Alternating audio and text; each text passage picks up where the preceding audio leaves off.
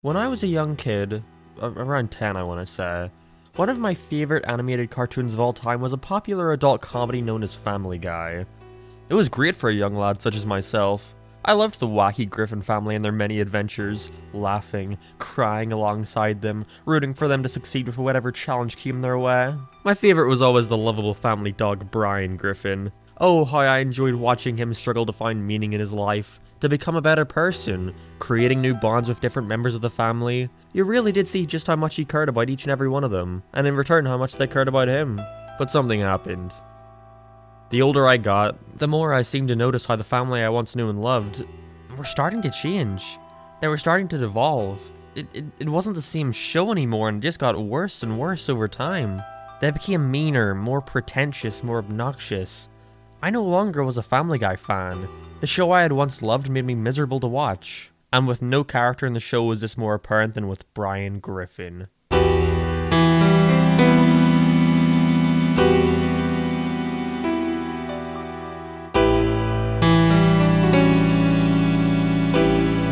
Yes, this is going to be a serious character analysis of Brian Griffin from Family Guy, what of it? I think I've made it pretty clear over the years that I have a certain fondness for Brian Griffin. Anyone in here who watches my Twitch streams knows what I mean.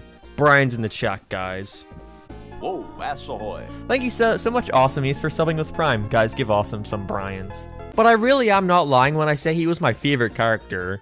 I don't even really know why. I guess he just seemed like the realest, you know, despite being a talking dog. But first of all, did you know that this video was brought to you by Manscaped.com, the premium global brand for men's grooming and hygiene products? The Lawnmower 4.0 trimmer has these ceramic blades with skin-safe technology to reduce nicks and cuts and can easily be replaced, and on top of that is even waterproof so you can conveniently trim in the shower. They also sent me this care package filled with a ton of cool items such as deodorant, cologne, a razor, and even this little thing called the Shears 2.0. Looks like a wallet or something, but bang! An assortment of scissors and files and other useful stuff. And they even give me this cool little bag to keep it all in for traveling. So if you want to join over 2 million men worldwide who trust Manscaped, then get 20% off plus free international shipping when you use promo code LSMark at Manscaped.com. And thanks to Manscaped for sponsoring this video.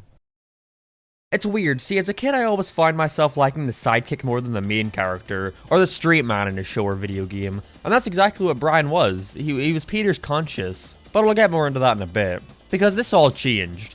I've been watching a lot of early Family Guy for an upcoming video, and it made me realize just how completely different the show is in the first 3 seasons compared to the current ones. That mainly being that the first 3 seasons were good. But with a show like The Simpsons, this stems from things such as it being obvious that the writers are out of ideas and are just throwing stuff at the wall to see what sticks, therefore putting the characters in scenarios that don't fit them, or just grabbing random residents of Springfield and pairing them together to see what kind of mileage they can get out of it, setting up relationships between people who really should never have met. But with Family Guy, I'd argue it isn't down to any of that. With this show, I believe it's entirely down to the writing, and the attitude that the writers have when, well, writing. And this is all down to one word that you probably get sick of hearing when discussing long-running cartoons, but for the sake of keeping things simple, I'm going to use it anyways. Flanderization. What is Flanderization, I hear you ask? Well, it's a term to describe how over time a once complex and nuanced character can become more and more simplified over the years by exaggerating their essential traits. To give an example based on who the phrase is literally named after, Ned Flanders in The Simpsons. He started as a comedic foil to Homer. The Simpsons family were a lower middle class one, so to bring out the worst in his jealousy and overcompensation, you make his neighbor someone who's simply more well off than he is. Homer is self-indulgent and greedy, so you make his natural enemy a Christian guy who's extremely giving. He wasn't just a religious guy, he was a guy who so happened to be religious. But now that's all they ever seem to do with him. I mean, I can understand why it happens. Shows don't have the same writers forever. So when bringing in new ones, I can imagine they're just given a rundown of what the character is like, who therefore write their version based on that, then new people come in who write a version based on the already simplified version, and that cycle just continues until we have, well, current Brian Griffin. Brian started as an extremely simple character in the earlier episodes of Family Guy. He was the voice of reason, that was all. Brian has almost no story relevance in the first batch of Family Guy episodes. All he's there to do is sit beside Peter, hear what he has to say, and try to set him down the right path. Again, he was the voice of reason. And you know what? I'm glad they didn't stick with that. Because in these earlier episodes, Brian is fucking boring.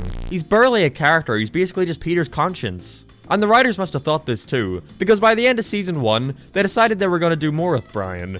They would try to expand upon him and set him apart from just being Peter's dog, and treat him more like a member of the family. Starting with season 1's Brian, Portrait of a Dog. Fittingly, the entire plot of this episode revolves around the first time where Brian is directly going against Peter and his wishes. The family needs a new air conditioner, and to raise money, Peter asks Brian to compete in a dog show, with him eventually agreeing, but then going back on it. I like this. It shows a bit of disobedience to the character that was needed, I feel, in making him stand out. There's a scene where Brian directly calls out Peter on the fact that he's incapable of providing for his own family. Oh, look at you, big man. Can't even afford to buy an air conditioner for your family.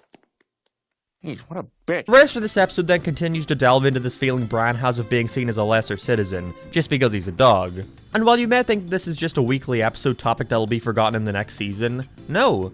They continue to build upon this as time goes on. They start to explore Brian's self-worth and how he believes that his life has no meaning. People who were fans of the original Family Guy, remember when Brian went to a therapist? Yeah, they kind of abandoned that, didn't they? In season 2, Brian started to face a midlife crisis, resulting in him needing to see a therapist in order to see why he's feeling that way. This all culminates in Brian realizing that he's in love with Lois, with him initially trying to completely disregard the idea because Peter is his best friend, but does eventually give in to those urges. He, thinks I'm in love.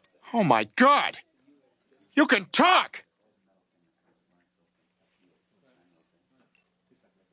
I'd argue that this was Brian's first true standout moment in the series. We see here that he's a real person who's capable of having complex feelings, and not knowing how to handle them. Season 2's Brian in Love is one of the best episodes of the entire series, and it's because it manages to be funny when it needs to be, but knows to take this plot extremely seriously when it needs to. I feel more often than not adult cartoons are afraid to be sincere, or have a heartfelt moment out of fear of boring the audience, or having them feel it isn't edgy enough for their standards. But when they avoid that, I think it creates some of the best episodes in the entire series, as it allows them to tackle serious subjects with some weight. I love how direct they are with it. The episode doesn't now lead into Brian comedically trying to impress or woo Lois, or goes into Peter finding out about this and proceeding to get in a fight with him or anything. Brian just sits Lois down and talks to her. This is one of my favorite moments in the entire show, and it's because this issue is treated with the severity that it needs. We should cherish what we already have, like a very special friendship. Let's say like the one you and I share, that someone like me wouldn't change for anything in the world. That's what I feel Family Guy is missing now. It was about the family. Sure, it was all wacky and cartoony, but most episodes were still able to have that emotional core that tied the insanity together. You know what else was a great episode that perfectly showed Brian's character? Brian Wallows and Peter Swallows from season 3. The Peter plot for this one is completely out there and wacky, which is a perfect balance for how sad and somber the Brian story is. Brian is tasked with taking care of this elderly shut-in, who hasn't experienced the real world in years. And after eventually finding a common interest and growing closer, Brian tries to take her out of her house to experience the world, which immediately leads into her dying. I know, status quo and all. But I don't mind this shift in the plot, as it leads into one of the sweetest moments of the entire show, where Brian tries to show her the life they could have had together while on her deathbed. That's what I loved about early Brian. He was depressed and didn't feel like he had a lot of good in life, but when he tried to find it, he really tried despite his attempts failing. But beginning with season 4 and onwards, they tread on all these same plot points, but in ways that cause Brian to become way more unlikable and unsympathetic. Brian never truly finds love after this. He just dates women way younger than him, purely for their looks. How shallow. And then just continue to make jokes about how shallow he is. Boy, that sure is a great contrast to this. Or remember the Lois thing? How Brian accepts that he needs to cherish the friendship he has with her? Nah, in season 4 he straight up just gets in a relationship with her. Yeah, just after a few months of being presumed dead, Peter returns home to find out that Lois and Brian are now together. That sure isn't disrespectful at all. Yeah, that definitely feels in character for both of these guys, makes perfect sense. I think it's fine if they want to revisit this aspect of his character that loves Lois. If anything, I think that's great. Goes to show that he's more complex than initially thought. Just because he's able to hand the rejection at one moment, doesn't mean that those feelings for Lois have gone away completely. But they go way too overboard with it and it just starts to get sad and weird. Season 6 is Play It Again, Brian. Has Brian take Lois and Peter to the city of Massachusetts. Is Massachusetts a state or a city? I don't know. Where he's going to be accepting an award for a poem he wrote. Very clearly about his affection for Lois. But as it goes on, it focuses more so on the concept that Brian thinks Lois is too good for Peter, who does nothing but ignore her the whole trip, which results in Brian getting Lois in a room alone with him, where he comes on to her and begs her to kiss him. This is creepy. It's like, fine, I guess, if they want to try and explore this more deranged side to him, the side of him that desperately wants to give in to his urges, but you gotta handle that with some class. In this episode, everything is made way too obvious. Brian is overly nice, Peter is obnoxiously dismissive, and Lois is just somehow oblivious to it all.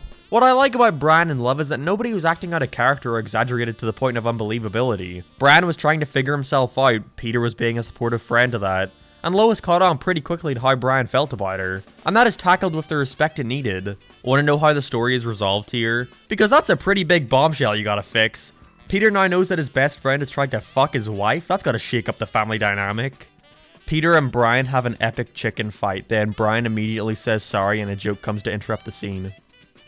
That's all. It's just sad. It shows an absolute lack of confidence on the writer's part, where they feel as if actually taking this subject seriously for a few minutes would bore the audience, and so instead they just present the concept, brush over it and move on. Great! Glad to know we can never return to that sort of dynamic again. They've pushed this Lois thing to its absolute extreme, so now they basically have to abandon it. So what have we got left? Well, he wanted to be a writer or something, didn't he? Let's just have him be a writer. And this brings us to the Brian writes a book phase. Despite winning awards and being a successful director for a while, they really start to hammer home this idea that Brian is a hack writer and is egotistical about his abilities. At this point, he just becomes unbearable, it's pathetic. They devote many episodes to showing Brian writing his book and being pretentious about it, thinking it's hot shit, then having it released and actually be shit, and selling no copies. But he had such an ego about it that you don't really care for him. To then eventually releasing a book that performs extremely well, but the theme then goes to his head and he starts acting like a prick to the people around him. Jesus Christ, I can't have anything here, can I? Damned if you do, damned if you don't. He's gonna be an asshole if it comes out, he's gonna be an asshole if it doesn't come out. After his book was written, they really had nothing to do with him. He had been milked dry.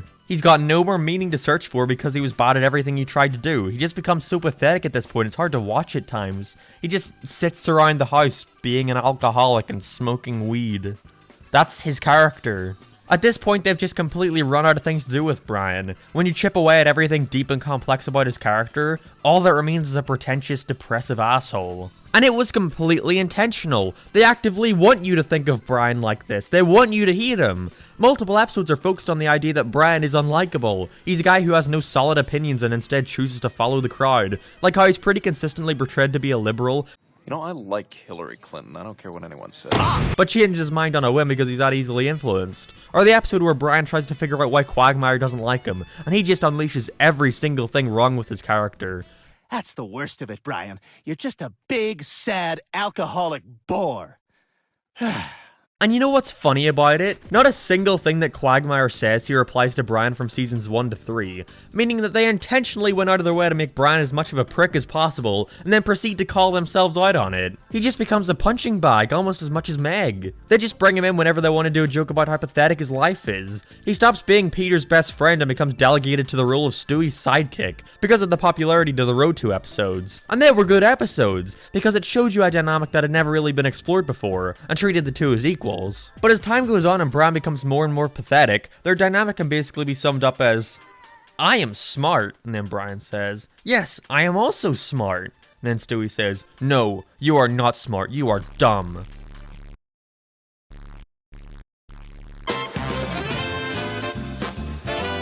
Which makes it all the funnier when they try to be serious with him again. I had already made a terrible video on the atrocity that is Life of Brian a couple years ago, so I'll sum up why it's so awful pretty quickly. It is almost impossible to take a character that for the past 5 to 10 years has been shown as nothing but a pretentious, whiny douchebag, and make me care about him dying. The writers don't even care about him dying. They can't even show the death of one of the main characters without interrupting it with a shitty joke. That guy sucked. They go out of their way to try and make him as clean and nice as possible here, to convince you that this isn't the same Brian who tries to fuck Lois, the same Brian who abandoned his son. No, this is the cheery, nice Brian who loves life. God, look at this day. Once the fan outcry happened for his character to be brought back, the staff knew they had just fucking slam dunked. They can do whatever they want with him now. They can make him as much of a cunt as they'd like, because audience are way too attached to this family now to just kill one of them off like that. So Brian continues to get worse and worse, doing shitty thing after shitty thing. A couple episodes after Stewie brings Brian back to life, yeah, Brian gives him herpes. Why? Just felt like it. I mean, why not? It's something to do. Quagmire of all characters helps Brian out by paying the dental cost for him to get new teeth. And what does Brian do in return? Scams him out of a fuck ton of money for his own personal gain. Why not? If you don't like that, viewer, well gee, that sucks. Well, I mean, we could always just kill him off again. No, we wouldn't want that, would we? And what about his son? He finally makes a reappearance.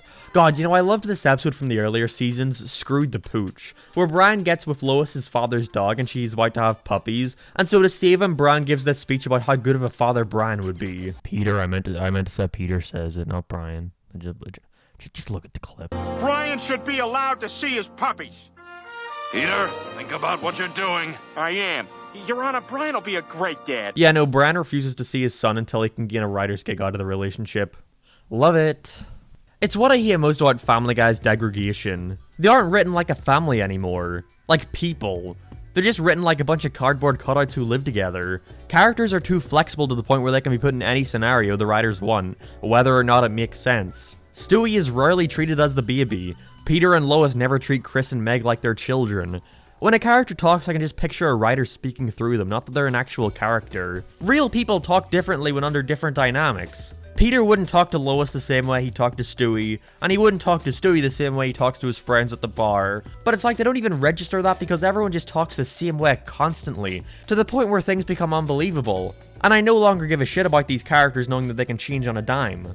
I don't know, maybe you think I'm taking this too seriously. Maybe you think I shouldn't be analyzing a dumb comedy cartoon this closely, but I don't know. Sometimes Family Guy manages to have hints of quality behind all this shit that makes me feel as if there's someone, even just one person on the staff, who is still able to recapture what makes the earlier seasons so great. Season 8 has this episode I really love where Brian hits a dog with his car and struggles to confess to this. But once he finally brings himself to do so, he's dumbfounded, as it seems that nobody actually cares about what he did. That he basically committed murder, because it was only a dog. This causes Brian to basically have an existential crisis, where he starts to contemplate whether or not the people around him actually value his life. That's something that feels very in line with Brian's character. That feels like the sort of plot that could have been done back in season 2 or 3. It's wonderful. It baffles me the odd time where they managed to write Brian to be somewhat likable. It's a genuine joy. There's this episode all the way in season 18, where Brian gets together with Quagmire's trans mother, who he had previously slept with in an earlier episode and was disgusted by. The episode shows Brian getting over his embarrassment for not wanting to be seen going out with a trans woman, but once he does, he acts like a genuinely good partner for her. Everyone is accepting of it, and he even makes a genuine effort to be nice to Quagmire, who ruins the entire thing by giving her an ultimatum between him and Brian, with her of course picking Quagmire and therefore leaving Brian. He can't even get a win in the times that he's doing something nice. But there's one standout episode that gets talked about a lot in relation to Brian's character, and it's the season 8 episode Brian and Stewie. This episode features no cutaway gags, no characters outside of just Brian and Stewie, and takes place in one central location the entire time. I don't think it's all that amazing. Heresy, I know. But I think this episode is really brought down by its humor. Not because I don't want humor or anything, I wouldn't expect a Family Guy to be devoid of that. The humor it has is just really bad and unfunny. No, I didn't laugh at the first joke about Brian being forced to eat shit, and no, it didn't become any funnier when you extended said joke for like 2 more minutes. But when this episode shines, it really does shine. There's the scene that everyone talks about, where Stewie asks Brian why he has a gun in his bank vault.